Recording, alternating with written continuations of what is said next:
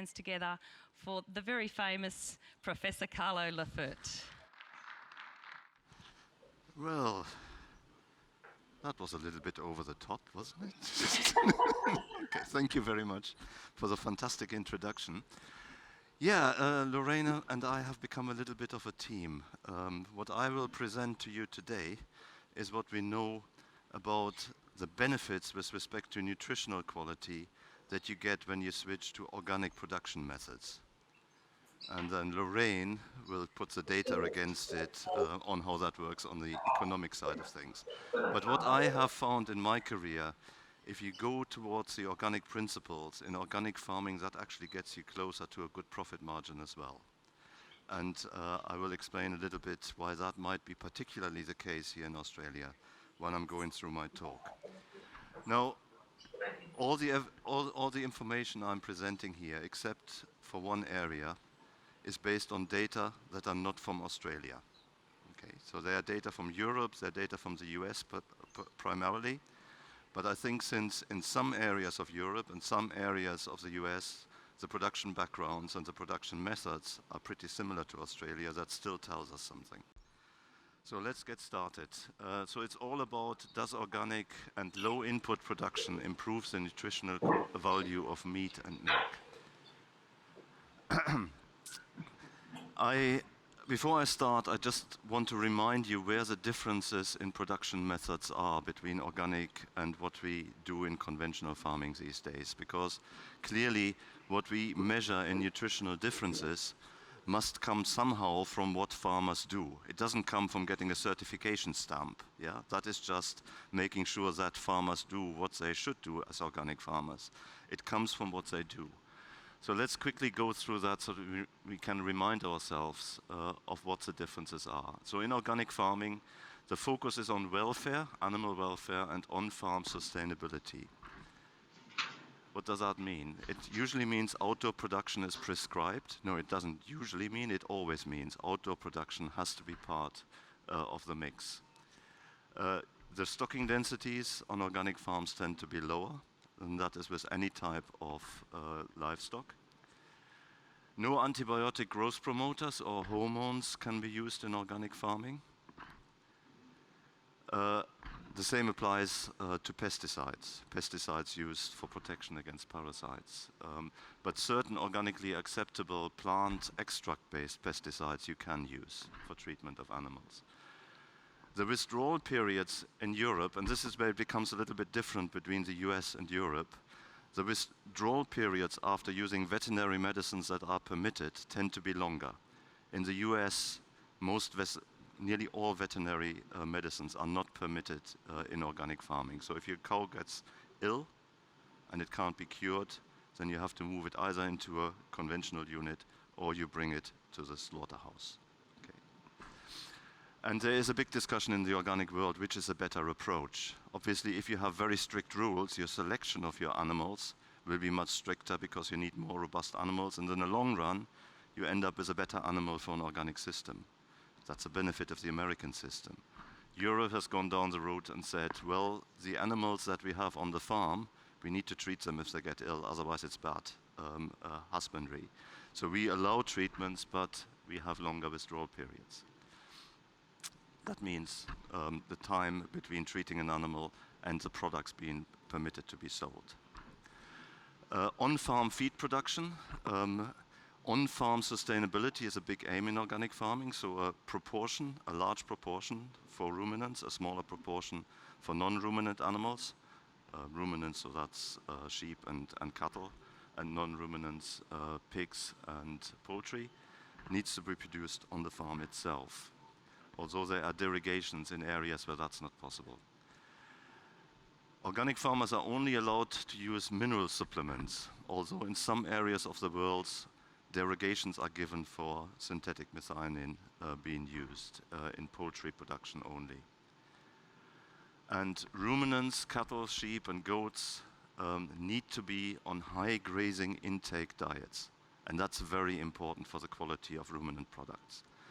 So grass-fed systems are prescribed. The amount of conserved forage and the amount of concentrate, so that means the use of cereals and protein crops in ruminant diets is greatly restricted in organic systems. Compare that to conventional, the focus is very much still on maximum production efficiency. You have a trend towards more and more indoor production or having cattle in feedlot systems or in corrals. You have high stocking densities.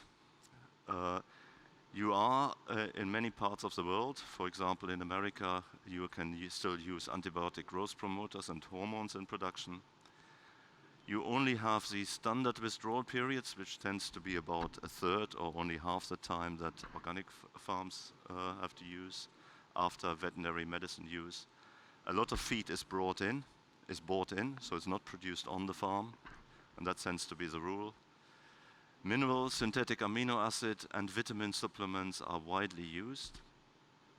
And feedlot systems, so high grain and conserved forage systems for ruminants, and obviously also for pigs and poultry, are very common. So those are the differences. And all the differences in nutritional quality we find in our studies are linked to these parameters, but to different extent. Okay, so what will I go through? I will tell you a little bit about the methodology, particularly of what's called a meta-analysis, because that might be new to some of you. Then I say a little bit about what is nutritionally desirable and undesirable in milk and meat. Forgot to put the meat on there. And most of it will be on the fat component, because people haven't really studied composition differences for anything else but the fat. There may be other, what I'm trying to say, there may be other differences between organic and conventional with respect to nutritional composition, but I can't tell you about them because people haven't studied them. Then I go through the results. And most of the results that I show you on quantifying organic versus conventional composition, they are from what's called a systematic literature review and meta-analysis. But I complement that with a little bit of data from America, which is basically the first study that SCU was involved in, looking at organic food quality. We did the statistical analysis, or our team did part of the statistical analysis of data collected in America. And America, until recently, was a big gap. We didn't know about how organic and conventional milk quality compared in America. All the meta-analysis data are mainly from European studies. So that was therefore new information. And then I will tell you a little bit what we know about why are there composition differences. Which agronomic practices do these differences we find result from? And that is mainly from surveys which were carried out in Europe and America across different regions to get an idea of what the interaction between different climatic zones and quality differences are. Okay, so what is a systematic literature review and meta-analysis? In short, you go to a scientific database or several scientific databases and extract all the publications that report nutritional differences between organic and conventional meat or dairy products. You then extract all the data and you convert them into percentage differences. And then you basically, in simple terms, use a mathematical model which averages the composition difference data that you have.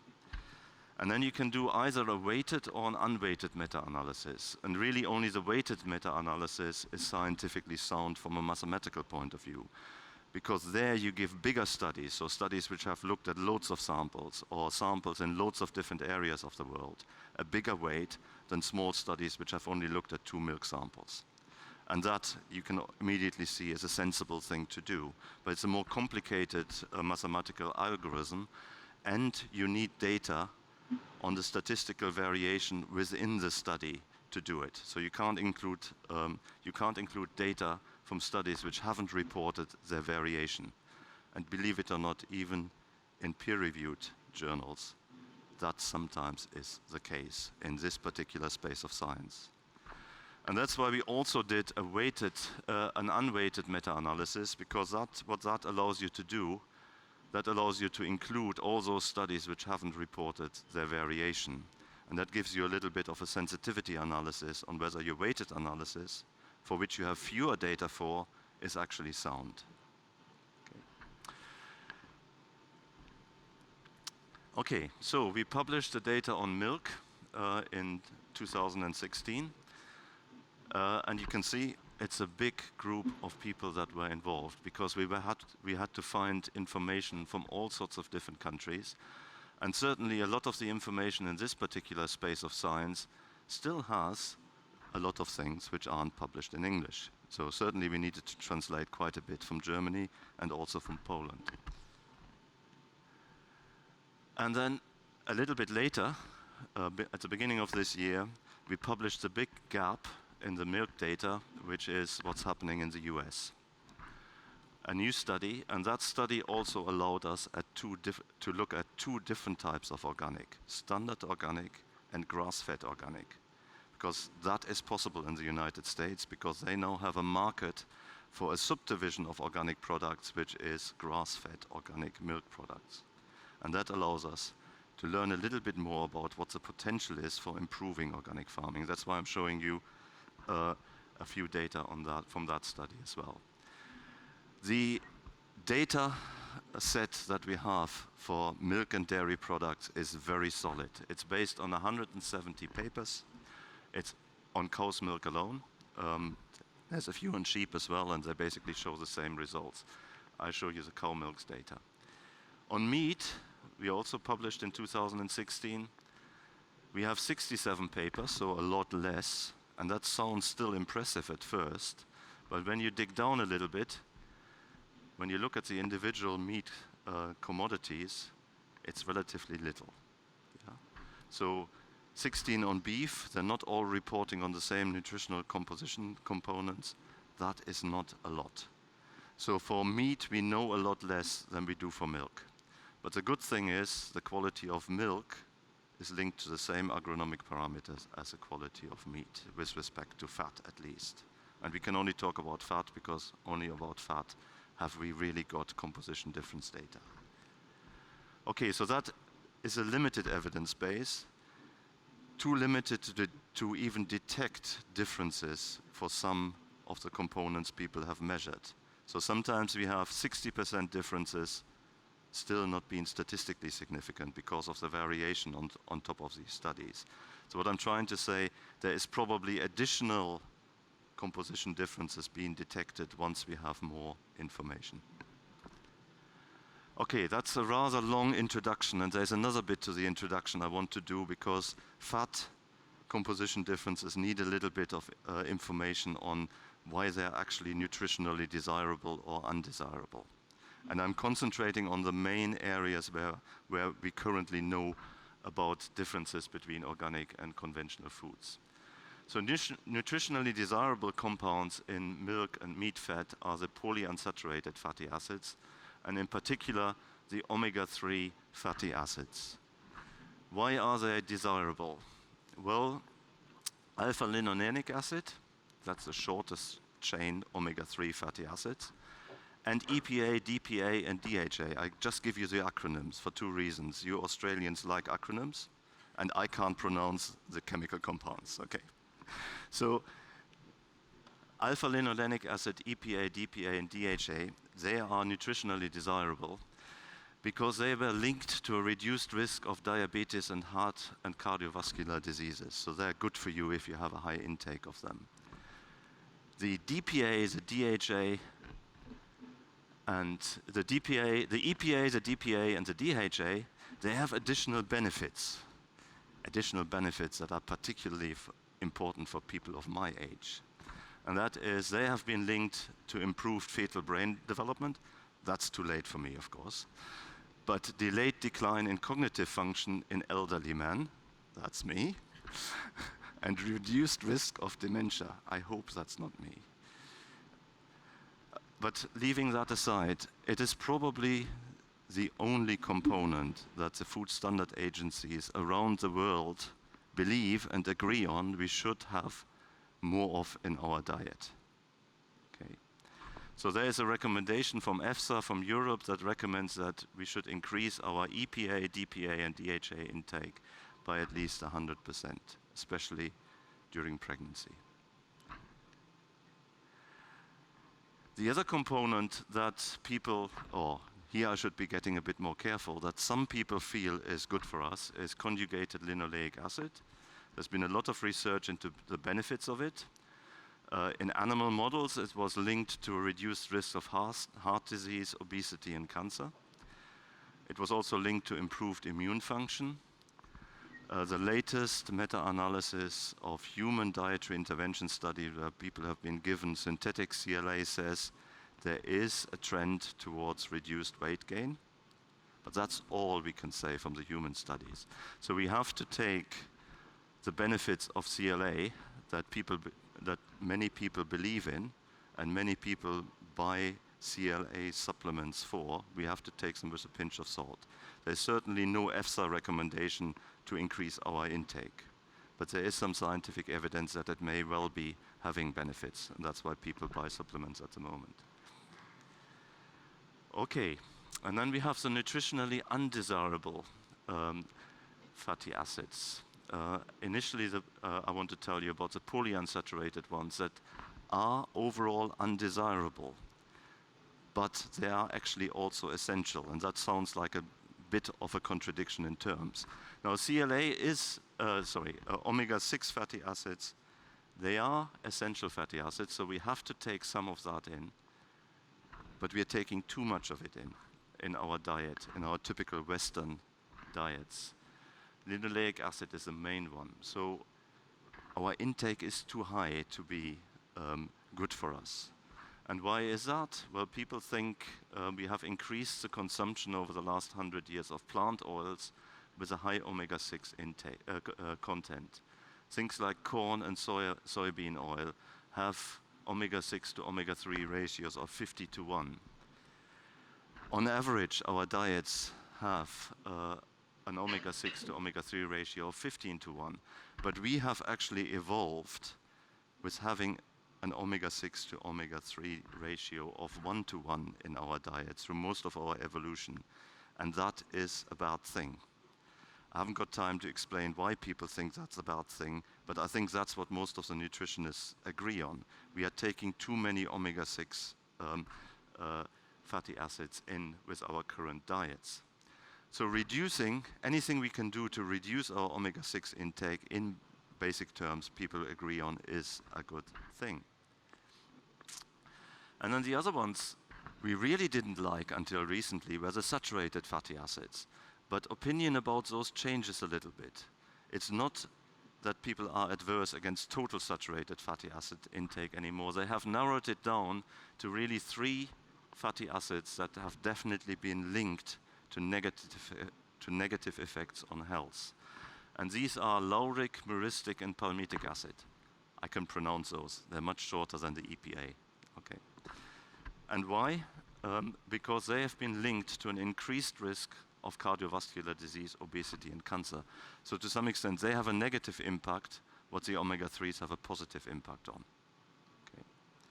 And the worst one of them all is this one, the myristic acid. That's the fatty acid with 14 carbons. And I'll come back to them later because that's where we find the difference between organic and conventional meat. Okay, so far any questions? Okay, then let's have a look at the composition differences that we found in the meta-analysis and the farm surveys. Both milk and meat, the meta-analysis showed that both milk and meat have between 50 and 60% higher concentration of omega-3 fatty acids. Both of them, roughly the same. And just go back for a minute. The evidence base is quite solid for that, for both milk and meat. So it's one of the few parameters where we have fairly solid evidence for meat as well as for milk. Now, looking at America, which allowed us to look at both standard organic systems, where farmers on average include grain, of about 20 to 30% grain in the diet. That's on average. So some use more, some use no grain at all in the diet. But our data present averages. And you can see that going from standard organic to grass-fed organic, you get a massive additional boost of omega-3 fatty acids. Yeah. So you may have about 50% more with standard organic, but you have 100% more with grass-fed organic. So an area where organic farming, if it wanted to go quality focused, still has massive reserves. And remember, this is the only compound people tell us, the experts, the nutritional experts tell us we definitely need more of in our diet. If we look at the omega-6 to omega-3 ratio, in our meta-analysis, we showed that going to organic dairy production, we can reduce that by about 2/3. The omega-6 content in milk stays the same. The omega-3 content in the milk goes up when we go to standard organic. So we have a reduction in the omega-6 to omega-3 ratio, roughly to what people say is what we should have in our diet. But if we go to grass-fed organic, and this information we only have from the US Farm Survey, and in the US they feed less grain in organic than in Europe. That's where the difference in these data comes from. Then we go down to 1. Remember, that's what we were used to in our diet during evolution. So this could actually, if we had grass-fed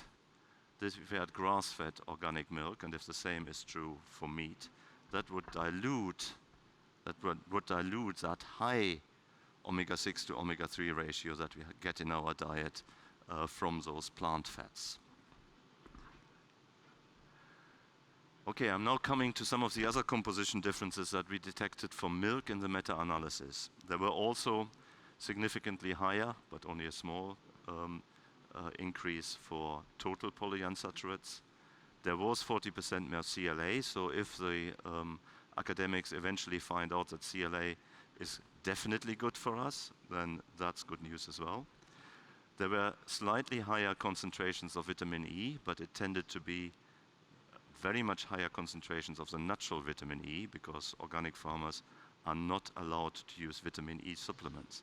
So despite conventional farmers all using synthetic vitamin E supplements, in the milk, the production system that was based on grazing still had higher vitamin E content. And all of it is natural vitamin E. And that's quite impressive if you consider how much synthetic vitamin E is now for cow health reasons used in conventional farming. Iodine concentrations were significantly lower. We expected that because iodine is mainly supplied via a mineral supplement to grain to organic cows. Now this can be positive or negative, and I explain that in a minute, depending on what your country's iodine supplementation strategy is. But I come to that in a minute. We had slightly higher concentrations of iron, slightly lower concentrations of selenium. That's relatively irrelevant for human nutrition because we don't get much of our iron and selenium from milk and dairy products, but we do get, in some countries, a lot of our iodine from milk. Okay, so let me tell you a little bit about iodine, because that's a complex story. As I said, that can be a good message and it can be a bad message. Iodine is an essential mineral for thyroid function and brain development. So it's omega-3s and it's iodine you need enough of during pregnancy for brain development of the child. So the recommendation of iodine intakes are higher for pregnant women, and quite often in areas where that is difficult to achieve via diets, iodine supplementation is used during pregnancy. Most terrestrial foods are low in iodine because our soils have basically been washed out or exploited for iodine over a long period of time. Whereas fish, seaweed and dairy products are high in iodine for different reasons. Fish and seaweed because they grow in the sea and there's lots of iodine in the sea. And dairy products are high because we use iodine fortification in milk. We basically give iodine as part of the supplements that we put into the grain that we feed to cattle. Now globally, the WHO recommends table salt to be fortified with iodine. And here in Australia, I have only seen iodine fortified salt around. So I assume you have a general rule like the Chinese that you fortify iodine within, that you always fortify table salt. In the UK, that is not done. It's very difficult getting to iodine fortified table salt. And all the additional iodine is supplied via supplementation of concentrate feed, and that is cereals, for dairy cows. Now, the optimum iodine intake levels are relatively close to the excessive unhealthy intakes, and the symptoms you get are pretty much the same. Yeah. And that is a problem in getting iodine intake right, especially in countries like the UK, which purely rely on milk. If parts of your population stop drinking milk, they get too little iodine. And the bad thing in the UK is girls between 12 and 20 stop drinking milk because they think it makes them fat. And then you get too little iodine, and if you don't get pregnant, you have problems.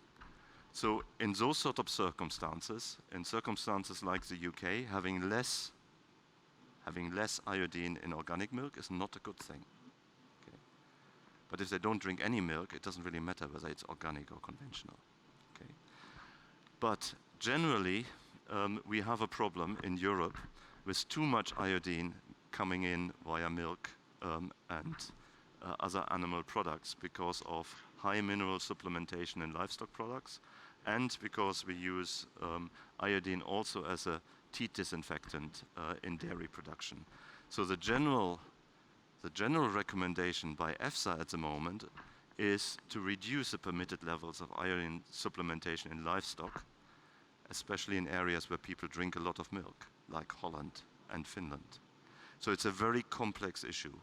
My gut feeling is probably for Australia, we are more on this side if your salt is supplemented. And I suspect with fish being so cheap here, you have a higher fish intake either. So you are probably more in that bracket. And for Australia, it's probably a good thing if iodine is slightly lower in organic products.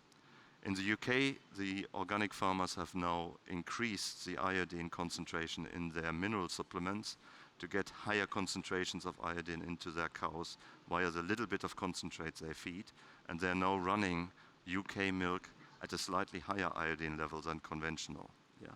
So they have reacted, and in the UK that was essential to do for both marketing and human health reasons. Any questions about iodine? I know it's a complex issue. Okay.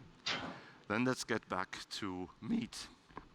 Now in meat, the only other things we can really talk about with respect to nutritional differences are total PUFAs.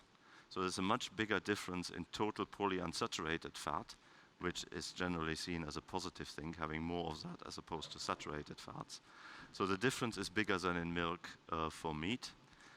But the more interesting thing is there's also a 20% lower concentration of myristic acid, and that's one of those saturated fatty acid that has been most strongly linked to an increased risk of heart disease.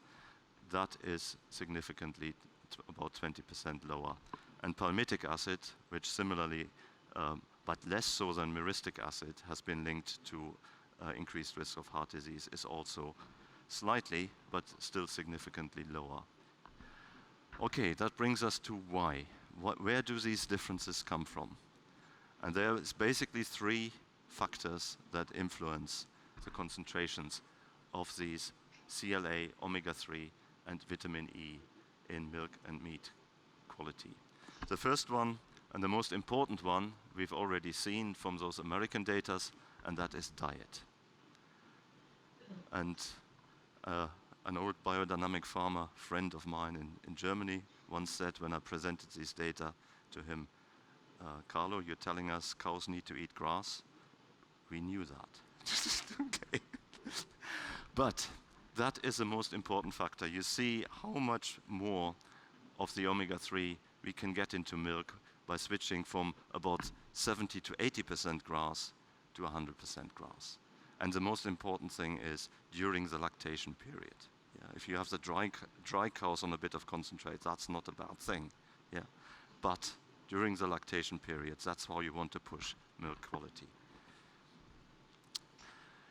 And the same is true for meat. And we have that information, not from organic versus conventional comparisons, but simply from comparing concentrate, so grain, and grass-fed systems. And these experiments have been done 20 to 30 years ago. We just have to look at them. And there is a really good study here from Australia. It was shown in Australia that only grass-fed systems can push the omega-3 levels to levels where your Food Standard Agency says you can sell that as an omega-3 rich food. Yeah.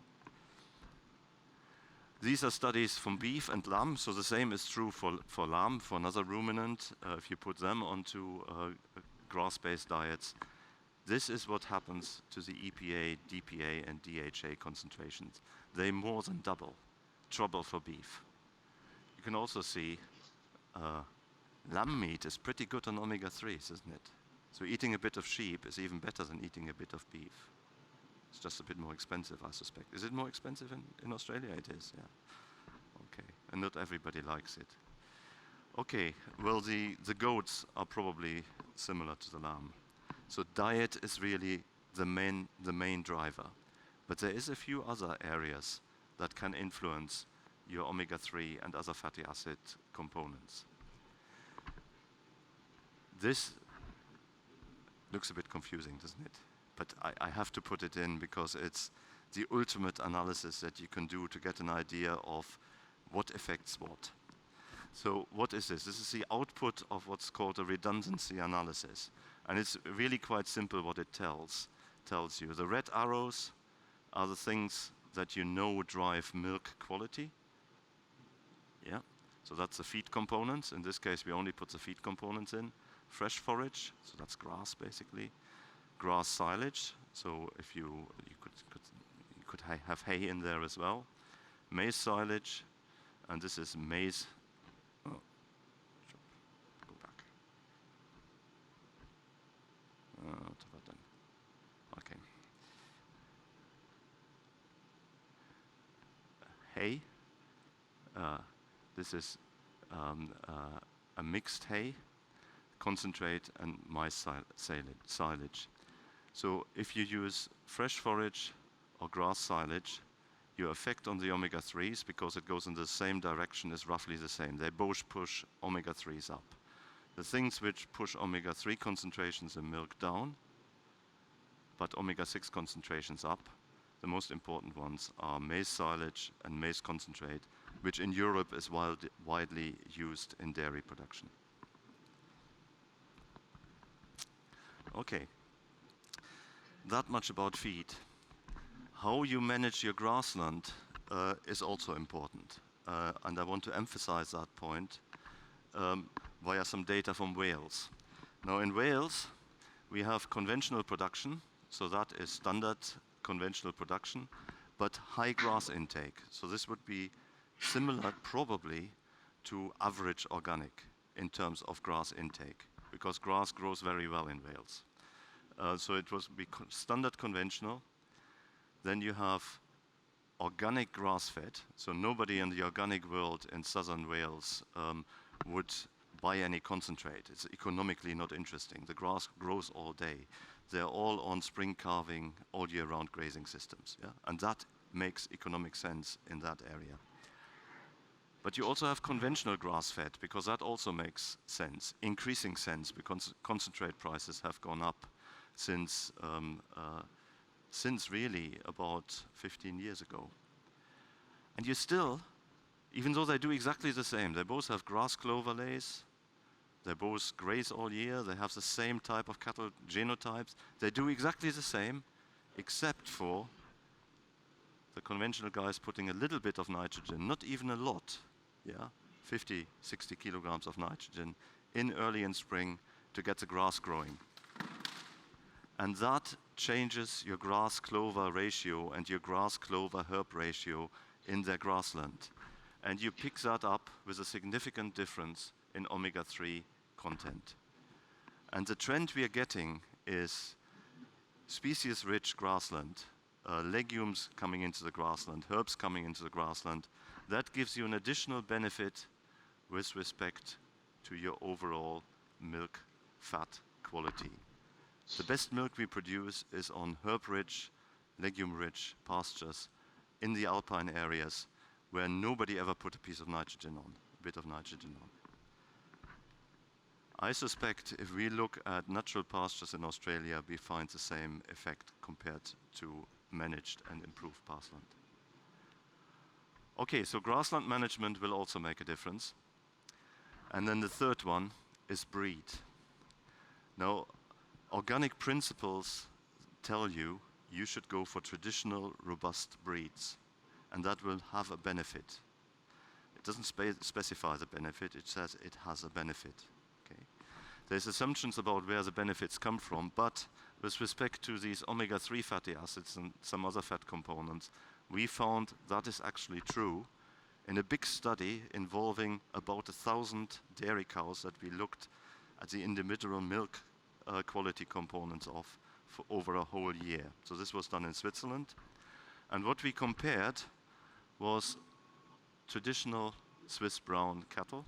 That's called traditional brown fee. So that's brown fee is brown Swiss in German. So these are the traditional cattle which never left Switzerland. They were always raised on pastures. They were never really selected for yield on maize-rich diets. So they always stayed the same, relatively small cattle. Now we could compare that in Switzerland to genetics which were based primarily on US brown Swiss. So these were traditional brown fee, which the Swiss emigrants to the United States took to the United States about 200 years ago, when Switzerland was still poor. Yeah. They selected them for yield very strongly for 150 years. The animals became bigger. They became better at converting maize into higher milk yields. But when they brought them back in the 60s to increase milk yield in Switzerland, there was a small window where that was done, and they are still around. And they're still around in the lowland areas of Switzerland where you grow maize. And you put them back onto pasture, they haven't got the capacity anymore to convert pasture into high omega-3 content. So this is cattle which was put onto 25 to 50% dry matter intake for grazing. No difference between the traditional and the US brown Swiss. But the US brown Swiss on these diets, these maize-rich diets, produce a higher milk yield. You put them onto high forage, basically grass-fed diets, and the traditional ones produce twice as much omega-3 fatty acids in their milk, and they have the same milk yield. Okay. So breed is also important. It's just a very difficult thing to study. This was an extremely expensive study because it has to be based on about 1,000 dairy cows from a large enough number of farms so that your statistician is happy. I don't think we'll ever be able to repeat that again. But it was done, and it showed the effect breed can have. But it gives us a clear hint that if we want to go for quality-based marketing, and possibly also for less cost from the veterinarian, because these have lower, these are more robust than the yield-selected ones. We know that as well from that study. Then you have to go to traditional breeds. So breed selection will also be important. And in summary, yeah, it is really quite easy when it comes to quality in milk and meat, I feel, from the results that we've had. If you go for outdoor grazing systems, and if you have an indoor period or a period where you haven't got the grass growing, you go for conserved forages during that period. And if you use traditional breeds, that is the secret to getting high omega-3, CLA, total polyunsaturates, vitamin E, and some studies also show carotenoids into your milk and meat. And we know that diverse natural pastures may give you an additional kick, but that's something that's under-investigated. So I haven't got too many data on that. Whereas if you use maize and cereals as a main component of your diet, feedlot systems, then your omega-6, but also your myristic acid and palmitic acid in meat go up. Okay, all of this research was supported by the European Union, which has a very forward-looking research program, has funded us, me and my research group, for the last 30 years. So I'm very grateful to them. And that's it. I leave you with a picture of lovely Northumberland. That's outside my bedroom window in Corbridge, Northumberland. Thank you very much.